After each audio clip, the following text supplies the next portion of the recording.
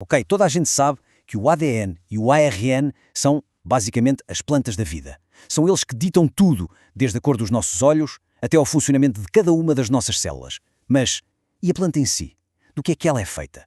É isto que vamos descobrir hoje. Vamos desmontar tudo até aos seus blocos de construção mais essenciais. Pois, essa é a grande questão, não é?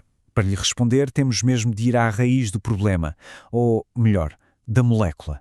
Vamos desmontar estas estruturas incríveis e ver quais são os seus componentes mais básicos, os verdadeiros blocos de construção da vida.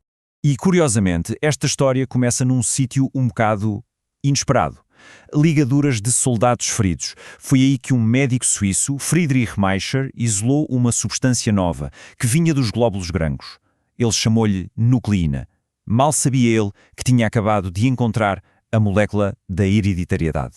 Então, como é que os cientistas passaram da nucleína para o que sabemos hoje? Bem, eles tiveram de a desmontar peça por peça. E para isso, usaram um processo químico fundamental. Esse processo chama-se hidrólise. Pensem nisto como uma espécie de desmontagem molecular, mas muito controlada. Ao adicionar água e algumas enzimas, conseguimos quebrar cuidadosamente estas moléculas gigantes, como os ácidos nucleicos, para espreitar lá para dentro e ver do que são feitas. Este diagrama mostra exatamente como isso acontece. Reparem, começamos com a cadeia completa do ácido nucleico. A primeira quebra dá-nos estas unidades chamadas nucleótidos. Se continuarmos a quebrar, separamos os nucleótidos em nucleósidos e fosfato. E o passo final revela os ingredientes mais básicos de todos, as bases açudadas e um açúcar. Vimos então que os nucleótidos são as unidades de construção. Cada um deles é composto por 3 partes distintas. Vamos agora olhar para cada uma delas em detalhe, como se fosse um kit de montagem. E aqui está a anatomia de um nucleótido.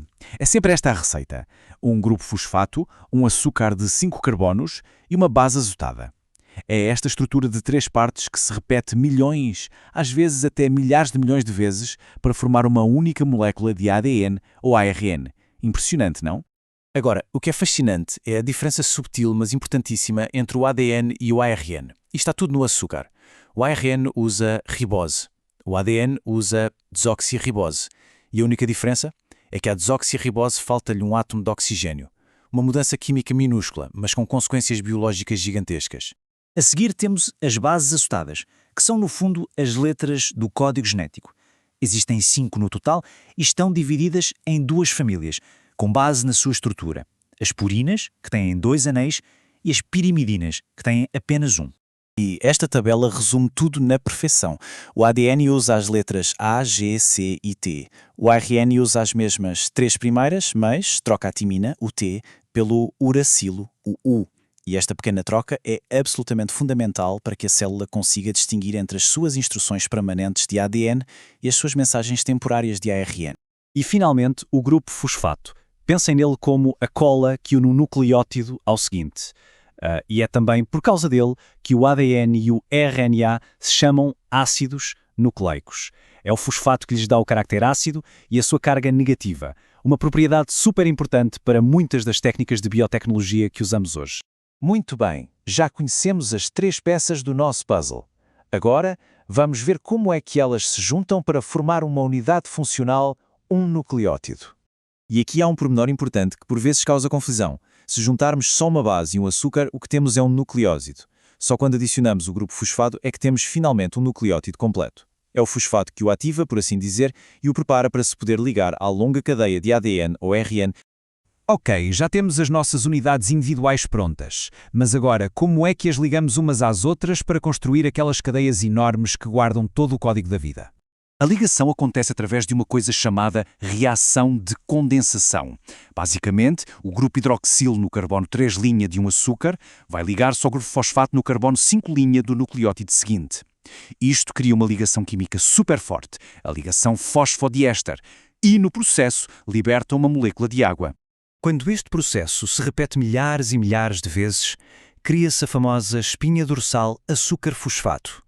É uma estrutura incrivelmente forte e estável.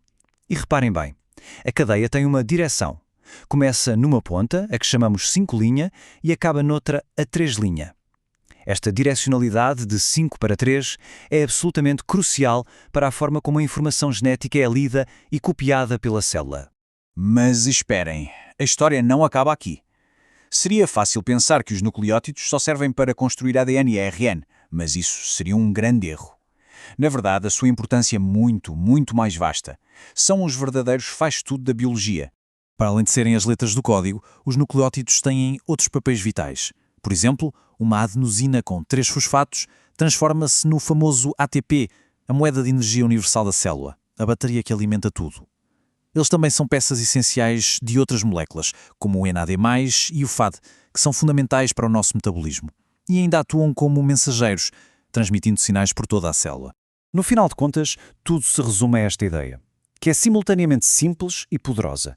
As moléculas gigantes e complexas que contêm toda a informação sobre um ser vivo são, na verdade, construídas a partir de unidades surpreendentemente simples e repetitivas.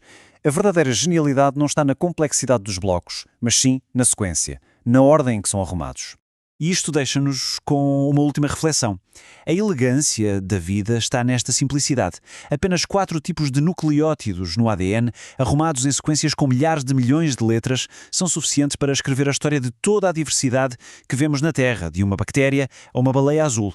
Como é que um código tão simples consegue criar uma complexidade tão vasta? É um pensamento verdadeiramente espantoso.